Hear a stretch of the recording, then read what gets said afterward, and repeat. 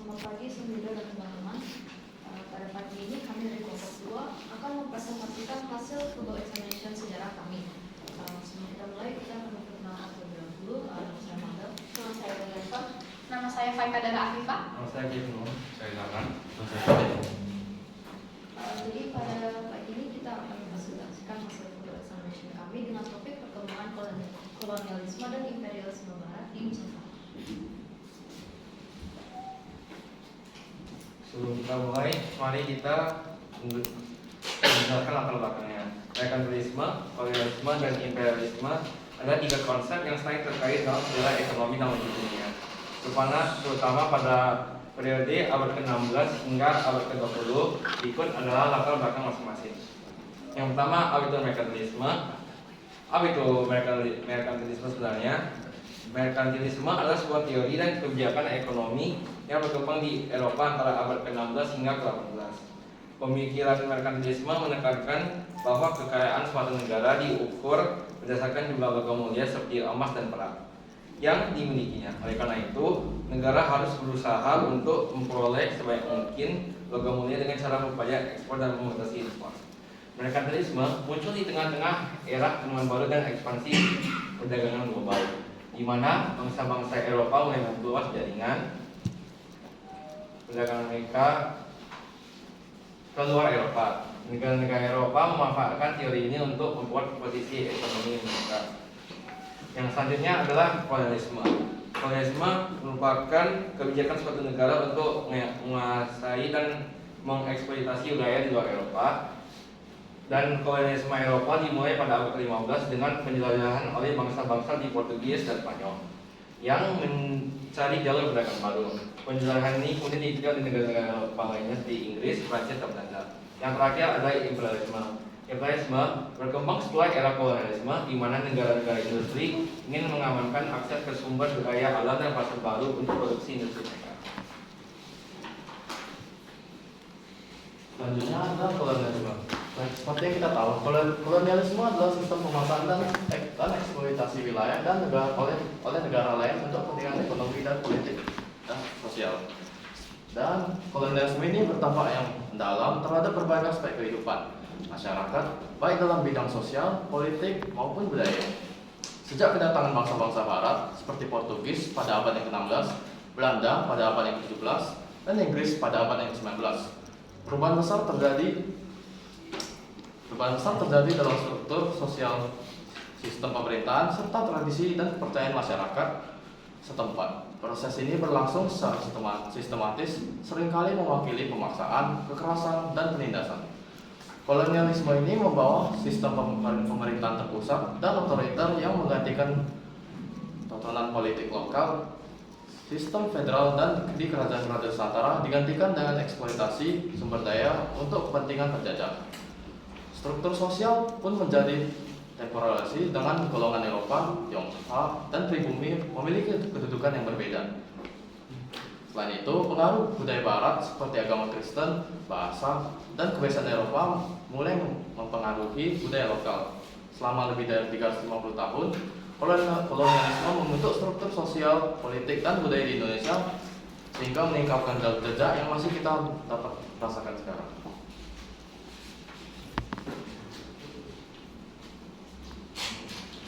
Selanjutnya ada imperialisme. Imperialisme adalah kebijakan atau sistem di mana suatu negara memperluas kekayaannya dengan menguasai dan mengendalikan negara lain, baik melalui kekuatan militer, ekonomi maupun politik. Nah, biasanya tujuan imperialisme adalah untuk mendapatkan keuntungan ekonomi, sumber daya alam, dan akses strategis. Nah, tujuan dari imperialisme ini sebenarnya adalah untuk mengembangkan yang namanya wilayah ekspansi, mengeksploitasi sumber daya alam, dan juga untuk mengembangkan yang namanya sosial dan budaya. Nah, contoh dari bangsa-bangsa yang melakukan imperialisme adalah bangsa Eropa yang bisa kita ketahui sebagai Inggris, Prancis, dan Belanda, yang merupakan wilayah penjajahannya adalah wilayah-wilayah di daerah Asia, Afrika, dan Amerika. Nah, dampak-dampak dari imperialisme ini adalah ada banyak. Cuma yang paling penting itu ada 3, yaitu ada dampak di ekonomi, politik, dan sosial budaya.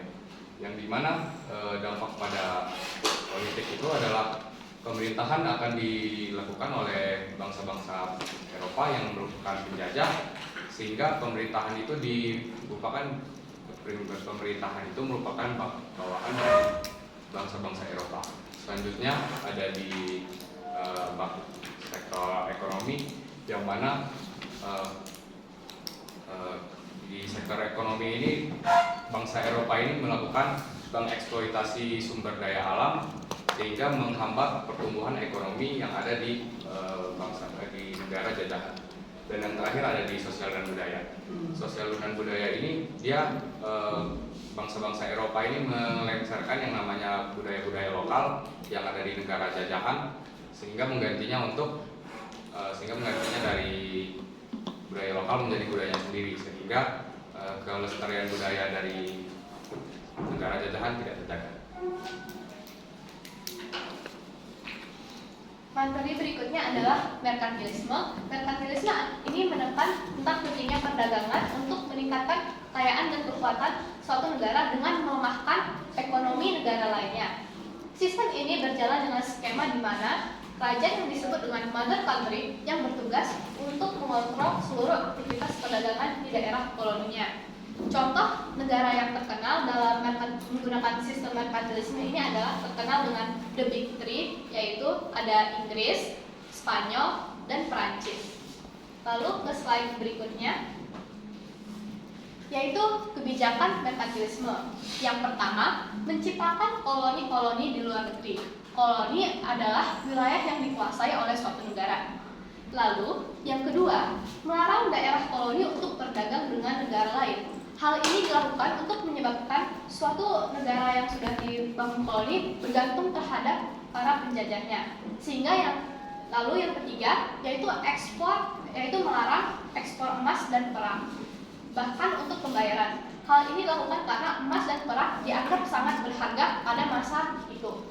Lalu yang keempat, melarang perdagangan untuk dibawa ke dalam kapal asing. Hal ini dilakukan untuk menghambat terjadinya peningkatan ekonomi yang dalam negara. Lalu yang kelima adalah melakukan kebijakan subsidi ekspor. Dan yang keenam adalah mempromosikan manufaktur melalui penelitian atau subsidi langsung. Selanjutnya, yang ini berikut adalah tindakan merkantilisme yang dilakukan di Nusantara. Yang pertama, monopoli perdagangan. Hal ini salah satu contohnya adalah organisasi perdagangan Belanda, yaitu VOC, yang memiliki hak eksklusif, di mana mereka dapat memonopoli perdagangan sehingga masyarakat Indonesia pada masa itu hanya dapat berdagang dengan Belanda. Yang kedua adalah eksploitasi sumber daya alam. Bisa kita ketahui bahwa Indonesia adalah negara yang kaya akan sumber daya alam, sehingga sumber daya alam itu dimanfaatkan oleh bangsa asing tanpa memikirkan kerusakan alam yang ditimbulkan oleh eksploitasi tersebut. Lalu yang ketiga adalah pembatasan industri. Industri-industri yang ada di Indonesia terhambat, industrinya tidak boleh berkembang oleh bangsa Barat, sehingga industri yang ada di Indonesia ini, milik Indonesia, terhambat. Lalu yang keempat adalah sistem tanam paksa. Para bangsa asing memaksa masyarakat Indonesia untuk menanam tanaman tertentu, sehingga mereka menyerahkan hasil tanaman mereka dengan harga yang cukup murah. Lalu yang kelima adalah pembatasan perdagangan antar pulau. Jadi apa dampak merkantilisme terhadap kolonialisme dan imperialisme di bangsa Barat? Sesuai dengan paham merkantilisme, bangsa Barat mempercayai bahwa dengan mengembangkan ekonomi negara lain dan menambahkan emas serta logam mulia ke dalam perekonomian bangsa Barat itu sendiri, maka bangsa Barat dapat meningkatkan kekuatan dan kekayaan bangsa tersebut, bangsanya sendiri. Sehingga hal ini mendorong jadinya penjelajahan berbagai daerah dengan tujuan untuk memperoleh emas serta barang-barang yang nantinya akan ditukar dengan emas. Salah satu wilayah yang dijelajahi oleh bangsa Barat adalah Nusantara. Nusantara merupakan wilayah yang kaya akan rempah-rempah, sehingga bangsa Barat melakukan penjelajahan Nusantara yang bertujuan untuk mengkoordinasi bangsa tersebut sehingga dapat ditukar dengan emas.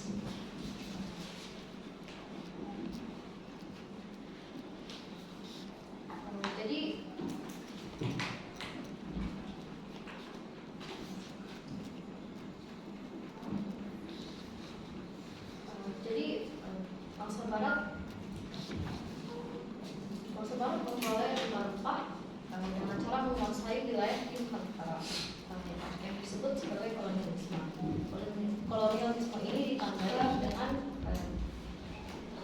adanya monopoli perdagangan rempah serta pembangunan pelabuhan dan jalur kereta api tujuan untuk mempermudah transportasi barang-barang berharga dari koloni ke Eropa. Dan untuk memperoleh rempah ini, bangsa Barat juga melakukan pengaturan sistem pemerintahan Nusantara yang disebut sebagai imperialisme. Imperialisme ini ditandai dengan adanya penanaman ideologi dari bangsa Barat serta implementasi sistem-sistem yang berasal dari bangsa Barat. Contohnya seperti sistem pendidikan dan hukum. Sehingga dapat dikatakan bahwa imperialisme ini menjadi salah satu faktor pendorong terjadinya perkembangan kolonialisme dan imperialisme bangsa Barat di Nusantara.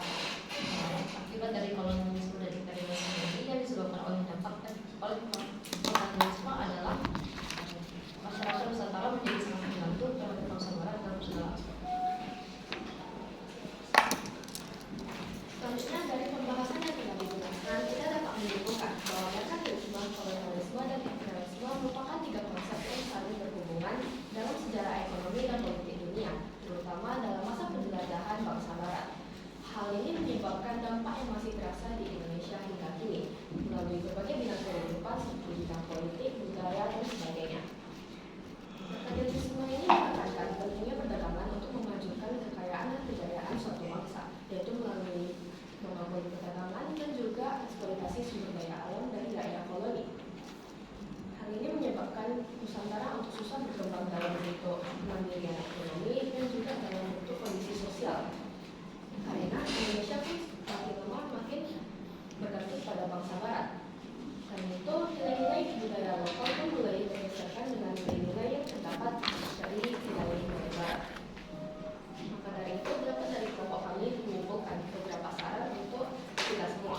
Yang pertama adalah untuk pentingnya mengerti dampak kolonialisme dan imperialisme.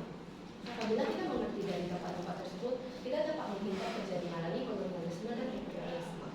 Lalu kita juga harus apabila